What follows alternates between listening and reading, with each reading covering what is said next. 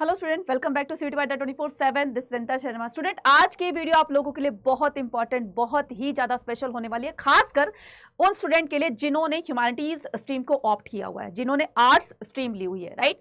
तो आज की वीडियो स्पेशली उन्हीं के लिए डेडिकेटेड है। तो आज की इस वीडियो में मैं आपको बताने वाली हूँ ह्यूमैनिटीज सब्जेक्ट के सारे सब्जेक्ट के सिलेबस में बताने वाली हूँ कि आपको अपने इस ह्यूमैनिटीज स्ट्रीम में जो भी आपके पास सब्जेक्ट है, हिस्ट्री है, पॉलिटी है, ज्योग्राफी, इकोनॉमिक्स है, सोशियोलॉजी है, साइकोलॉजी है और आपका फिजिकल एजुकेशन है, व्हाटएवर जो भी आपके पास सब्जेक्ट है, तो मैं सभी सब्जेक्ट के आपको सिलेबस बताने वाली हूं वन बाय वन, ठीक है। इसलिए ये वीडियो आप लोगों के लिए बहुत बहुत ज्यादा खास है। इसको सेव करके रखिएगा और चाहो तो अपने फ्रेंड्स को भी इनको शेयर कर दीजिएगा ताकि उनको भी पता चल जाए कि सीबीएसई की तरफ से 2024-25 के लिए आपका सिलेबस क्या होने वाला है ह्यूमैनिटीज स्टूडेंट के लिए, राइट। तो बहुत ही ज्यादा आप लोगों के लिए इंपॉर्टेंट है कि सारी चीजों को हम डिस्कस करते हुए चलेंगे। तो बच्चे देखो, एक कहते हैं ना कि सबसे पहले हमें यह जानना जरूरी होता है, सबसे पहले हमें यह जानना जरूरी होता है कि सिलेबस क्या होता है, ठीक है। सिलेबस वो चीज होती है जो हमें किसी भी कोर्स को जानने से पहले या हमें कोई भी अपना जो भी हम एकेडमिक हमारा जो ईयर होता है, एकेडमिक जो भी हमारी एक्टिविटीज होती हैं, तो वो सारे का सारा इसमें इंक्लूड होता है किसके अंदर, सिलेबस के अंदर, कि हमें क्या पढ़ना है और किस तरीके से पढ़ना है और कैसे पढ़ना है। वो सारी चीजें हमारे सिलेबस के दौरान सारी की सारी चीजें हमें जो है वो बता दी जाती हैं। अब सिलेबस जो है, अगर मैं इसको बहुत ही थोड़े से वर्ड में आपको बताऊं कि हमारा जो पूरे साल में हम लोग जो पढ़ने वाले हैं, जो भी हमारा करिकुलम एक्टिविटीज होती है, वो सारा का सारा हमारा सिलेबस में इंक्लूड कर दिया जाता है, ठीक है। तो अब हम यहां पर बात करने वाले हैं कि सिलेबस हम किसका सिलेबस बात करने वाले हैं, हम करने वाले ह्यूमैनिटीज सिलेबस की, राइट। सारे सब्जेक्ट के हम यहां पर एक एक करके सारे सब्जेक्ट के हम देखने वाले हैं कि हमें कौन कौन से चैप्टर पढ़ने हैं, कौन से नहीं पढ़ने हैं। अभी मैं बात कर रही हूं सिर्फ और सिर्फ क्लास 12th की बात कर रही हूं, ठीक है। क्लास 12th के स्टूडेंट की बात कर रही हूं जो भी ह्यूमैनिटीज के स्टूडेंट है, ठीक है। तो सबसे पहले हम बात करेंगे किसकी, सबसे पहले हम बात करेंगे हिस्ट्री के सिलेबस की। तो हिस्ट्री के सिलेबस में जो है बच्चे, हिस्ट्री में आपकी 3 बुक होती है, बुक 1, 2, 3, राइट। तो बुक 1 में क्या होती है, बुक 1 आपकी एंशिएंट इंडियन हिस्ट्री है, बुक 2 जो है वो आपकी क्या है, बुक 2 आपकी मिडिवल इंडियन हिस्ट्री है और बुक 3 जो है आपकी मॉडर्न इंडियन हिस्ट्री है, ठीक है। तो ये 3 बुक्स होती है हिस्ट्री के अंदर, राइट। और नेक्स्ट हम करने वाले हैं बुक 1 के अंदर आपको क्या क्या चीजें पढ़नी है। तो बुक 1 के अंदर आपको कौन कौन से चैप्टर्स पढ़ने हैं बच्चे। बुक 1 के अंदर आपका brick, beads and bones, kings, farmers and town, kingship, caste and class, thinkers, believes and building. अगर मैं बुक 2 की बात करूं, through the eyes of traveller, chapter 5, Bhakti Sufi tradition, chapter 6 है, और an imperial capital of Vijayanagar, chapter 7, and peace and zamindar and the state, ये chapter 8 हो जाएगा। चैप्टर 9 की अगर मैं बात करूं, बुक 3 की, यहां पर हमारी मॉडर्न हिस्ट्री स्टार्ट हो जाती है। चैप्टर 9 की अगर मैं बात करूं, colonialism and the country side, next आता है हमारा रिबेल्स एंड राज, नेक्स्ट आता है हमारा Mahatma Gandhi and the nationalist movement, और नेक्स्ट आता है हमारा फ्रेमिंग कॉन्स्टिट्यूशन। तो आपको ये 12 के 12 चैप्टर, 12 के 12 चैप्टर जो है वो आपको अपनी हिस्ट्री के लिए, जो भी बच्चा हिस्ट्री में full out of full score करना चाहता है, तो मैं हिस्ट्री पढ़ाती हूं, तो मेरे से जरूर हिस्ट्री पढ़िएगा। और इसमें साथ साथ में हम क्या करेंगे, पूरे सिलेबस को कवर करने के बाद, एक बार पहले हम सिलेबस को कवर करेंगे, देन उसके बाद रिवीजन करेंगे और फिर उसके बाद में प्रैक्टिस करेंगे। तो पूरा साल अगर हम इसी स्ट्रेटेजी के साथ चले तो डेफिनेटली बच्चे, चाहे वो आपका सीयूईटी का एग्जाम हो, चाहे वो आपका बोर्ड एग्जाम हो, डेफिनेटली आप बहुत बहुत अच्छा स्कोर करोगे, राइट। तो इसके लिए आपको पूरे साल जो है लगातार इस चैनल पर बने रहना है, और अभी तक इस चैनल को सब्सक्राइब नहीं किया है तो चैनल को सब्सक्राइब जरूर कर लेंगे, राइट बच्चे। चलिए नेक्स्ट अब बात करते हैं। नेक्स्ट हमारा जो सब्जेक्ट आता है वो है पॉलिटिकल साइंस। पॉलिटिकल साइंस में भी आपकी 2 बुक होती हैं, ठीक है। पार्ट 1 होता है, तो पार्ट 1 में हम क्या करेंगे, बुक 1 जो है वो हमारी वर्ल्ड पॉलिटिक्स की है और बुक 2 जो हमारी इंडियन पॉलिटिक्स की है, राइट। तो बुक 1 का नाम है कंटेम्पररी वर्ल्ड पॉलिटिक्स और बुक 2 का नाम है आपका politics in India since independence, right बच्चे। अब यहां पर हम देखेंगे क्या, बुक 1 और बुक 2 में हमें कौन कौन से चैप्टर्स पढ़ने हैं पॉलिटिकल साइंस में, राइट, पॉलिटिकल साइंस में। तो पहले हम वर्ड पॉलिटिक्स की बात करते हैं। तो वर्ड पॉलिटिक्स में हम क्या करेंगे, सबसे पहले हमें पढ़ना है क्या, the end of the bipolarity, next आता है contemporary centre of the power, next आता है कंटेम्पररी साउथ एशिया, नेक्स्ट आता है आपके पास international organisation, security in the contemporary world, environment and the natural resources और ग्लोबलाइजेशन। ये सारे के सारे चैप्टर्स हमें बुक 1 से पढ़ने हैं, यानी कि वर्ल्ड पॉलिटिक्स से पढ़ने। अगर मैं बात करूं बुक 2 की, यानी कि इंडियन पॉलिटिक्स की, इंडियन पॉलिटिक्स में आपको ये चैप्टर्स पढ़ने हैं, challenges of the nation building, era of the one party dominance, politics and the plan development, next आता है इंडियन एक्सटर्नल रिलेशंस, नेक्स्ट आता है आपके पास challenges to and the restoration of the Congress system, next आता है आपके पास the crisis of the democratic order, next आता है आपके पास रीजनल एस्पिरेंट्स, द एस्पिरेशंस, और नेक्स्ट आता है आपका recent development in the Indian politics. तो ये चैप्टर आपको बुक 2 से पढ़ने हैं। कहने का मतलब ये कि आपको दोनों बुक से आपको ये चैप्टर पढ़ने हैं। जो चैप्टर डिलीटेड हैं वो हमें बोर्ड एग्जाम के लिए प्रिपेयर नहीं करने हैं, राइट। जैसे सीयूटी एग्जाम आएगा तो उससे पहले आपको डिलीटेड चैप्टर भी करवा दिए जाएंगे, लेकिन अभी आपको फोकस करना है सिर्फ और सिर्फ अपनी क्लास 12 पर। 70% जो है वो आपका क्लास 12 के बोर्ड एग्जाम तक जो है 70% आपका सीयूटी का सिलेबस कवर हो जाता है, बचेगा 30% डिलीटेड चैप्टर, तो वो हम बाद में कराएंगे, ठीक है। तो हम क्या करेंगे, सबसे पहले हम क्लास 12 के सब्जेक्ट पर फोकस करेंगे, क्लास 12 के सिलेबस पर फोकस करेंगे, देन उसके बाद फिर हम सीयूटी पर करेंगे, ठीक है। नेक्स्ट आता है हमारे पास क्या, नेक्स्ट हमारे पास सिलेबस आता है किसका, ज्योग्राफी का। अब हम ज्योग्राफी सब्जेक्ट की बात करेंगे। ज्योग्राफी में भी 2 बुक होती हैं, बुक 1 और बुक 2। बुक 1 का नाम है fundamental of the human geography, next आता है आपका Indian people and the economy, right. ये बुक 2 है आपका, ये बुक 1 हो जाएगी।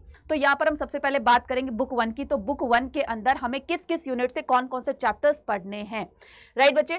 तो ये आ जाएगा आपका चैप्टर नेम है, तो यूनिट 1 से ह्यूमन ज्योग्राफी, यूनिट 2 से आपका world population density and the distribution and growth, next आता है आपका यूनिट 3 के अंदर से ह्यूमन डेवलपमेंट, यूनिट 3 से ही आपका प्राइमरी एक्टिविटीज, सेकेंडरी एक्टिविटीज और the tertiary and the quaternary activities, next आता है आपका transport, communication and the trade, and next one is international trade.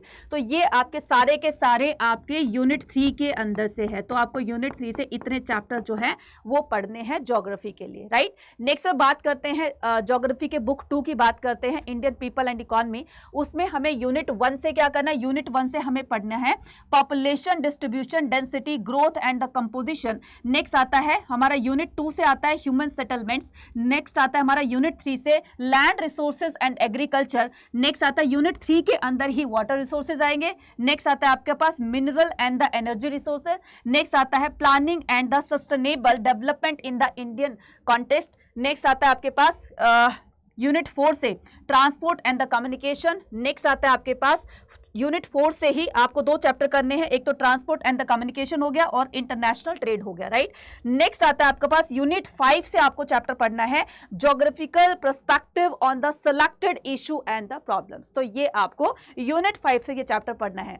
तो जैसे ही आप क्या करेंगे, जैसे आप इन चैप्टर्स को पढ़ेंगे ना बच्चे, तो आपको हिस्ट्री पॉलिटी की तरह ये चैप्टर भी बहुत बहुत ज्यादा ईजी लगने लगेंगे। अगर आप ज्योग्राफी है आपके पास सब्जेक्ट में, वैसे बच्चों को बहुत ज्यादा मुश्किल लगती है, अगर आपको भी ज्यादा डिफिकल्ट ज्योग्राफी, तो अब से आपको डिफिकल्टी नहीं लगेगी, क्योंकि आप एक सही प्लेटफॉर्म पर आए और यहां पर हर सब्जेक्ट, चाहे वो ह्यूमैनिटीज का है, साइंस का है, कॉमर्स का है, हर सब्जेक्ट को बहुत बहुत अच्छे से, बहुत अच्छी अच्छी फैकल्टीज जो हैं वो आपको पढ़ाती हैं, और वो अपने अपने अपने फील्ड्स में जो हैं वो बहुत बहुत ज्यादा धुरंधर हैं। कहते हैं ना कि बहुत ज्यादा मास्टरी उन्होंने हासिल कर रखी है। तो आप उनसे पढ़ करके आपका सब्जेक्ट जो है वो आपको चुटकियों में ऐसे लर्न हो जाएगा। तो एक सही प्लेटफॉर्म पर आकर के एक सही स्ट्रेटेजी के साथ एक सही टीचर से पढ़ोगे तो डेफिनेटली आप कोई भी एग्जाम हो बहुत अच्छे से क्लियर करोगे, ठीक है। और ह्यूमैनिटीज जो स्ट्रीम है बच्चे, वो एक ऐसी स्ट्रीम है जो कि बहुत सारे एग्जाम में, मैं ये कहूं कि लगभग 99% जो कॉम्पिटिटिव एग्जाम्स होते हैं उसमें हिस्ट्री, पॉलिटी, ज्योग्राफी और ये सब पूछे जाते हैं ना। तो मुझे लगता है कि आप एक सही प्लेटफॉर्म पर हैं और इसको सब्सक्राइब जरूर कीजिएगा, और एक बहुत अच्छे से क्या करके जाइएगा, बहुत अच्छे से अपनी प्रिपरेशन करके जाइए, चाहे वो आपका बोर्ड एग्जाम है, सीयूटी एग्जाम है, व्हाटएवर जो भी आपका कॉम्पिटिटिव एग्जाम्स है, तो उनकी अच्छे से बेसिक जो एनसीईआरटी से पढ़ते हैं ना, तो बच्चे आपको यहाँ से वही चीज पढ़ाई जाएगी, राइट। नेक्स्ट करते हैं हम क्या, इकोनॉमिक सिलेबस। तब अब हम यहाँ पर इकोनॉमिक सिलेबस की बात करते हैं। तो इकोनॉमिक्स में भी 2 बुक्स है आपकी, बुक 1 है, बुक 2 है। तो इंट्रोडक्टरी द माइक्रो इकोनॉमिक्स, और बुक 2 का नाम है आपका Indian economic and the development, ठीक है, इंडियन इकोनॉमिक डेवलपमेंट। तो बुक 1 के अंदर सबसे पहले हम देखेंगे इंट्रोडक्टरी माइक्रो इकोनॉमिक्स, राइट। तो इसमें हम कौन कौन से चैप्टर पढ़ने वाले हैं, national income and related the aggregates, next आता है आपके पास मनी एंड बैंकिंग, नेक्स्ट आता है आपके पास determination of the income and the employment, next आता है आपके पास government budget and the economy, next आता है बैलेंस ऑफ पेमेंट। तो ये आपको बुक 1 से पढ़ने हैं, राइट। अब यहां पर हम बुक 2 की बात करते हैं। तो बुक 2 के अंदर आपका आ जाएगा डेवलपमेंट एक्सपीरियंसेस। तो डेवलपमेंट एक्सपीरियंस में करेंगे हम 1947 से लेकर 90 तक, ठीक है, 1947 से लेकर 1990 के बीच में आपका जो डेवलपमेंट एक्सपीरियंस है ना, इसको हम कवर करने वाले हैं। और उसके बाद एंड इकोनॉमिक रिफॉर्म, और जो भी इकोनॉमिक्स रिफॉर्म्स हुए थे, तो वो सारा का सारा, मतलब जो 1991 के बाद से जो आपके रिफॉर्म्स हुए थे, इकोनॉमिक्स रिफॉर्म्स हुए थे, सारे इस चैप्टर से हम पढ़ने वाले हैं। नेक्स्ट आता है current challenges facing the Indian economy, next आता है आपके पास development experience of the Indian India comparison with the neighbours,